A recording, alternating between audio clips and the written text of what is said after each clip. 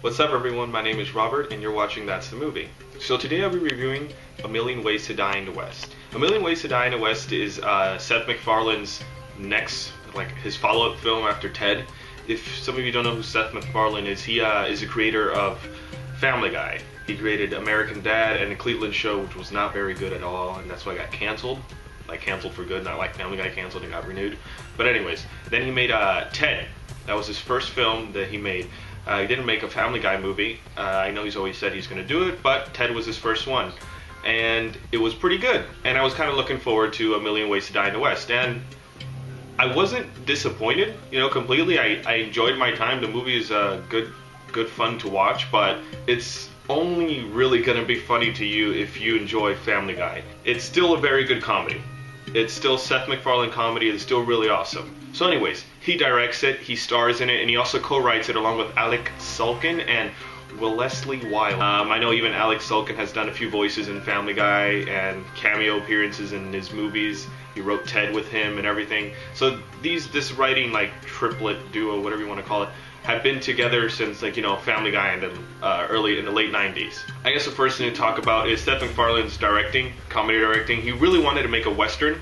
You can tell because this was, I know it was comedy that's really this 21st century type comedy, but you could tell just by the story that it was a typical Western, a Western story that you'd see back when John Wayne was still making movies and Clint Eastwood. Probably not as badass as, these guys, but something along that line. So he still wanted, a bit of that whole Western feel, and he had the whole opening where it was these shots of the desert, I'm assuming the Arizona desert, and you can see all these huge mountains. They all look really cool and stuff, and it was all edited opening credits like, an old Western film, and I really liked that.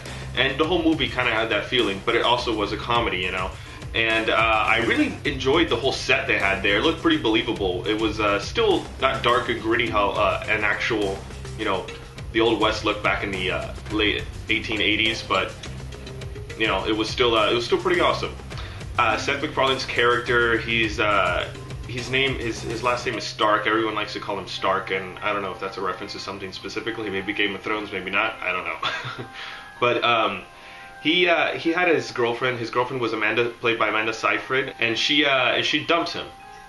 You guys can see that from the trailer, but she dumps him, and then in comes Charlize Theron, who her husband is played by Liam Neeson, who's the most badass killer in that whole area that they are in, and everyone's afraid of him. But nobody knows that that she's married to him. It's just it's all a secret. So then she kind of befriends him. Seth MacFarlane's character, and then after they're friends for some time, Seth MacFarlane finds out that Amanda Seyfried is dating Neil Patrick Harris's character, which is just hilarious. And there's a bit of his quotes and Easter eggs from How I Met Your Mother going on in that in his performance. It was really cool. I always liked Neil Patrick Harris, and he was hilarious in this movie too. So he was dating her now, and his nickname, I think in the posters anybody saw, was the Lady Tickler. He had this really cool mustache and everything. You can pretty much figure out why he's called that. Yeah, that's pretty much it. The whole thing for the plot. But to tell you the truth, it just looked like Seth MacFarlane was trying to make himself look really good. He didn't want to look like a douchebag or anything. Even when he was saying very sarcastic things or very mean things, it still sounded pretty nice, and everyone agreed with him. He was always the good guy. And I can understand, because that's how it was in, Westerns. Nobody really, the only times you had bad guys that you were like, oh, this guy is kind of iffy, would be like Clint Eastwood characters. But even then, he was just this dork that is the underdog, and it really looked like he was just trying to make himself look good, but it didn't really take away from the film, in my opinion. And one thing this movie had was just so many cameos, the best cameos in the world. I'm not even going to ruin any of them. Just make sure that you at least stay after when the screen goes dark. I really enjoyed the movie. I think you should go see it if you're a fan of Family Guy. If you're not going to like it. Even if you're a fan of Ted, yeah, you'll like it if you like Ted, but even if you like Ted, you'll probably like Family Guy. So it all, also the music, Family Guy is known for, having these big musical numbers, and Seth MacFarlane has this amazing voice. If anybody saw the Oscars, which Oscars did he host? I forgot, but 2012 Oscars, I think it was. Yeah, 2012. Yeah, that was him. And wow, you know, he did a lot of musical numbers. He insulted a lot of actors and actresses with his musical numbers, but he's great. He's a fantastic singer. But there wasn't a lot of that here.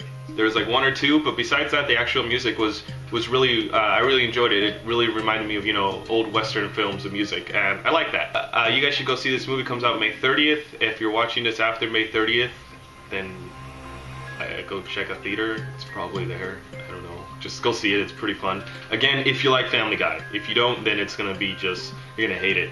Like my mom would probably hate it. So you guys can follow me on Twitter, Instagram, Facebook, and Tumblr at TheRealRobertAH, and you can also check out the website, thesashamarinashow.com. Go to topics, and that's the movie, and then you can look at my stuff, and you can also check out more of Sasha's stuff.